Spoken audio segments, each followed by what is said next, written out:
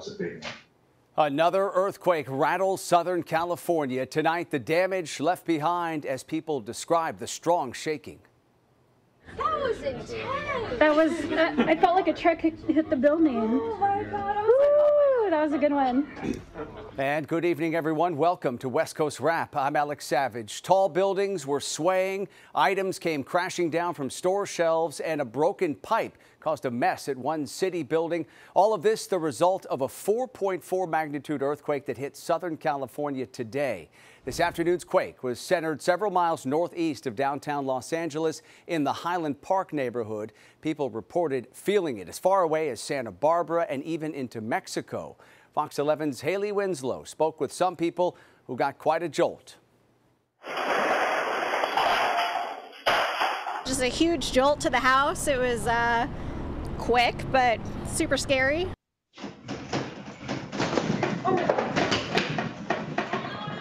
Georgie? Yeah, that was a big one. It felt like the big one.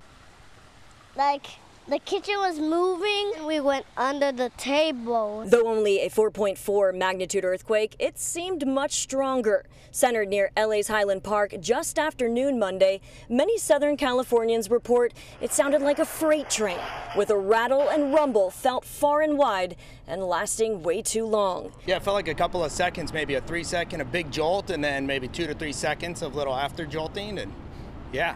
Entire homes shake, pictures fall, people rattled, literally. I was asleep. It woke me up. I thought it was actually the big one. Sleeping soundly, it surely scares little Winston the dog in Paramount. And check out the shaking on our Santa Monica cam of the pier.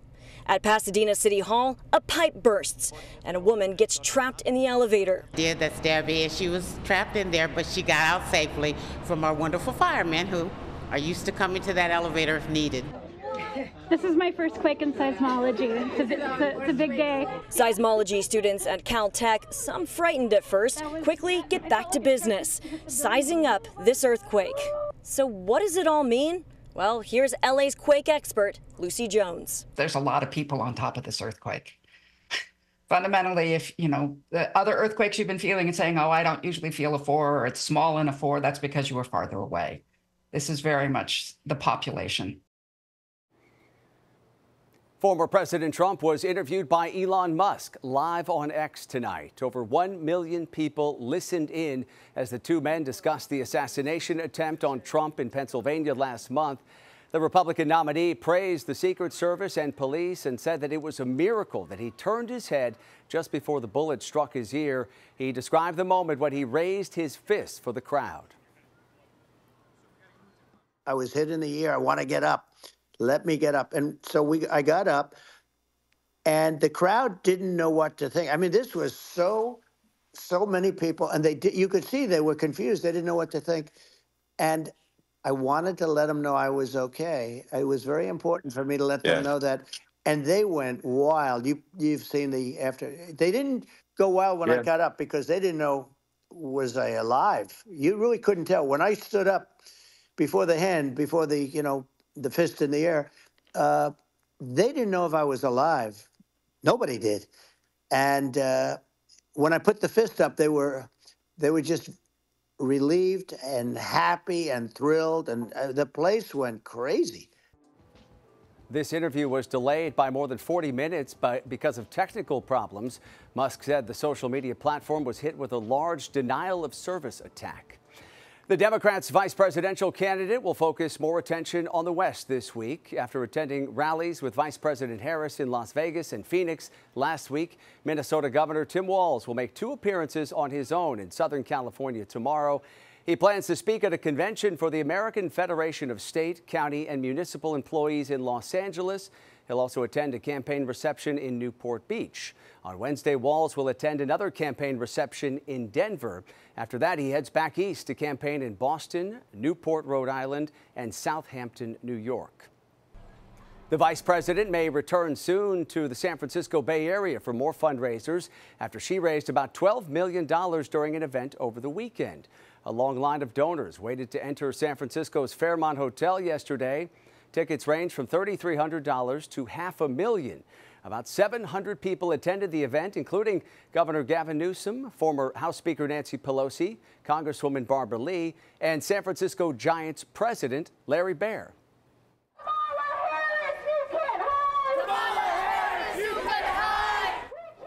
During Harris's time in San Francisco, pro-Palestinian protesters marched through Union Square to the Fairmont Hotel, demanding the U.S. end all aid to Israel. Activists have demonstrated at several of Harris's rallies, and they're promising large protests at next week's Democratic National Convention in Chicago. Vice President Harris says now is the time to get a ceasefire deal done and bring home the hostages still being held by Hamas.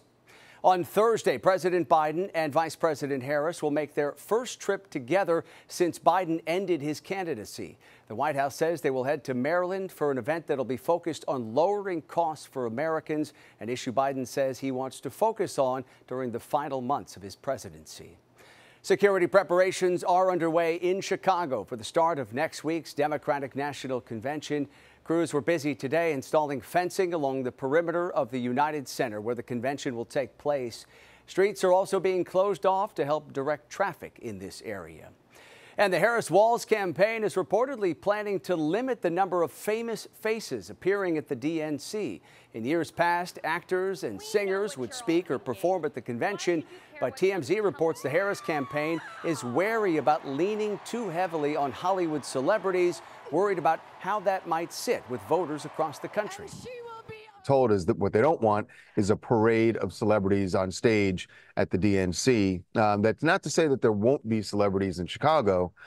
It's how high profile they're going to be and what their involvement, if any, will be in the actual slate of events. Now, TMZ is reporting one celebrity who is going to be on hand is John Legend, although it's unclear if he's going to be performing. In Las Vegas, jury selection got underway today for an elected city official who's accused of killing a journalist. Robert Tellez has pleaded not guilty in the 2022 fatal stabbing of Jeff Gehrman, an investigative reporter for the Las Vegas Review-Journal. Investigators say Gehrman's reporting about Tellez and turmoil at City Hall was the motivation for the killing. A court spokesperson says roughly 65 people were brought in today as potential jurors. This trial is expected to last about 2 weeks. Turning now to the weather, and summer storms have left behind quite a mess across some parts of the West. Mudslides, hail, and heavy rain causing problems from Washington down to New Mexico. We begin in Washington, where crews say it's going to take at least 2 days to clear mud and debris from roadways in the North Cascades. Heavy rain hit Whatcom County yesterday, and that triggered a mudslide along State Route 20. This stretch of roadway was already closed to traffic because of threats from the Easy wildfire that was burning nearby. Transportation workers say they'll be evaluating the situation on Wednesday of this week to determine whether the highway can be reopened. And crews east of Denver were busy overnight digging out nearly a dozen vehicles that got caught in a mudslide early Saturday morning. Thankfully, all of the passengers inside those cars were safely evacuated. Fox 31's Nate Belt talked with transportation officials about the challenge of clearing all of that debris. It was a 3/4 of a mile stretch of highway there. Nearly a mile of highway completely buried due to multiple mudslides. Bringing 4 feet of debris, mud, rock down onto the highway. Lisa Schwantes with CDOT shared these photos of the slides. 11 cars were stuck, but no one was injured, although everyone was forced to leave their cars behind overnight. We were forced to leave them there because of the danger of the continuing rain. Each car has since been recovered thanks to efforts from cleanup crews to first stop rainwater from piling up. They were able to dig a trench through there. Water was relieved, dissipated, and then they were able to get in and start clearing the mud and the rock. A day later, thousands of pounds of debris have been removed, with plenty more still to go. We had removed more than 50 truckloads of material and debris. And that was Fox 31's Nate Belt reporting for us tonight. Storms also hit parts of Utah over the weekend. These images posted online show hail falling in the city of St. George yesterday near Utah's border with Arizona. So far, there are no reports of any significant damage in that area of Utah. Well, the threat of storms has parts of New Mexico under a flash flood warning, and that was issued earlier today. For more, let's bring in KTVU meteorologist Rosemary Orozco for a breakdown of what we can expect next from these summer storms that are moving across the west. Rosemary? Yes, Alex, it's been a very active season when it comes to all that monsoonal moisture continuing to pull in. You can see over the four corner states here, still seeing the possibility of thunderstorms out there this evening. And as we take a look at the storm reports, several reporting again flooding in areas of New Mexico as well as Colorado. And as we take a look at just a few here from just the last 12 hours, you can see flash flooding reported on a bridge here. We've got more flooding, the water over its banks at a river there. And so the flooding and possibility there continuing. As we take a look over towards Colorado Springs earlier today, rainfall about 1.5 inches in a short amount of time within about 20 minutes, in addition to pea-sized hail. So this is what is going on there. May see a little bit more for tomorrow as that monsoonal moisture continues to pump into that area. But on the flip side, some of those areas are in severe drought, and August is definitely one of those months where they could get a good amount of rain. That rain is needed. Meanwhile, as we go toward the west, we've got air quality issues. This due to the wildfires that are continuing to burn over parts of California as well as Nevada. The air quality in and around Oregon for today as well as tomorrow doesn't look great. Here's a look at the forecast when it comes to the evening and into tomorrow. Although we're seeing a nice westerly push, it just continues to bubble up. That fire smoke isn't going away anytime soon. California has seen a big improvement in the air in recent days as we had air quality advisories starting the weekend, and has finally been allowed to expire today. The West Coast forecast for tomorrow, again, noticing that wet weather once again over the four corner states and the Intermountain West. For the state of California, it's a mild one, very pleasant weather.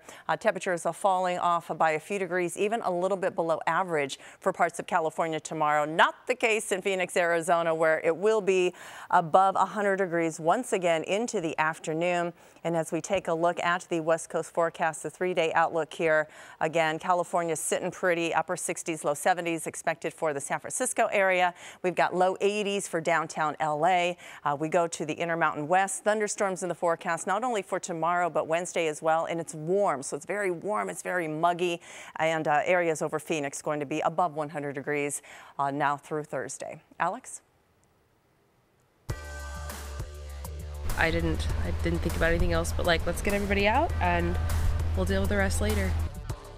Coming up tonight on West Coast Wrap, flooding causes damage across Alaska's capital, and a glacier is to blame here.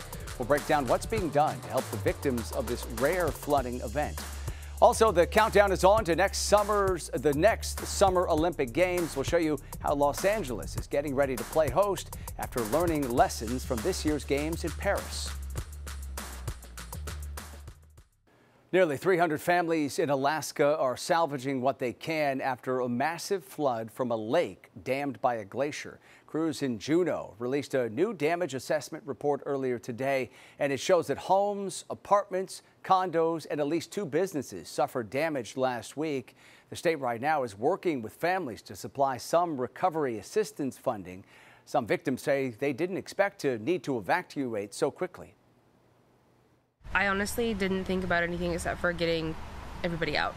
I grabbed, of course, I have my wallet with me. I had my bag for work ready to go the next morning, so all my stuff was there, but all my documents were in my house. I did not grab any of them. I've never really had to leave. I figure I would have time to think about it. Experts say flooding in this area has become common after a small glacier retreated, allowing for rainwater to build up in the basin. Under high enough pressure, the water forces its way around the dam. Last week's flooding is said to be the worst Juneau has seen from this phenomenon. Tonight, crews are working to contain a wildfire that's burning west of Reno near the California-Nevada border. Tonight, crews are trying to contain this fire. Again, it's close to the border here. The Gold Fire started last night when a car caught fire along Interstate 80, and those flames spread to nearby brush. The fire's grown to 650 acres, and there is no containment tonight. Roughly 400 homes are threatened. The Gold Ranch Casino and a nearby trailer park were also evacuated. FEMA has already directed money to Nevada to help with firefighting efforts. What did you notice about homelessness there? What did you notice about the streets? What did you notice about transportation? Well, I saw very few. There were a few homeless people. I saw a couple of encampments, but for the most part, there was not massive street homelessness. And how will you deal with that here? Well, we are already dealing with it, which is why in day one of my administration, we declared a state of emergency, working in partnership with the city council, in partnership with the other cities in our county. That's Los Angeles Mayor Karen Bass arriving back home today from Paris, bringing the Olympic flag with her as she promises her city will be ready to host the 2028 Summer Games. During last night's closing ceremony, the torch was passed from Paris to LA with a presentation that featured a lot of Hollywood flair. Mayor Bass was part of a delegation of Southern California leaders who traveled to this year's games. Tonight, Fox 11's Coco McAvoy has more on what they learned from that experience that will help them prepare to host the Olympics in just 4 short years. Hello, hello. It is official and it's so exciting for the city of LA. The countdown is now on. 4 years until the 2028 Summer Olympics will be held here in Los Angeles. And LA Mayor Karen Bass received the official Olympic flag during closing ceremonies. IOC president, who will entrust the flag to the mayor of Los Angeles, host city of the next Olympic Games. Mayor Bass took the flag Sunday from the president of the International Olympic Committee. After that moment, California native Her performed the U.S. national anthem. Then actor Tom Cruise descended onto the field from the top of the stadium and carried the flag out to begin its journey to L.A. The nighttime ceremony in Paris then switched over to sunny Long Beach, where the Red Hot Chili Peppers, Billie Eilish, Snoop Dogg, and Dr. Dre performed. Long Beach will serve as the second largest venue city outside of LA for the Games. LA City Councilwoman Tracy Park spoke about lessons learned from the Paris Olympics. Whether it was threats that we saw against actual athletes that were coming to Paris to compete, these are issues that likely will repeat themselves in events in the future, including the 2028 Olympics. So one of the things that's really important is that we have representatives from our local public safety partners right here on the ground in Paris. Mayor Bass is also promising that LA is working to expand public transportation to the point that the 2028 Games will be a no-car Games. I'll send it back to you. And that was Fox 11's Coco McAvoy reporting tonight. A WNBA player is suing the Las Vegas Aces, claiming she was traded after announcing her pregnancy. In this lawsuit, De'Erica Hamby says she announced she was pregnant in September of 2022, right after the Aces won their first WNBA championship. She alleges that she was bullied by Coach Becky Hammon. The coach was suspended for 2 games as a result of an investigation into Hamby's claims. Hamby was traded to the Los Angeles Sparks in January of 2023.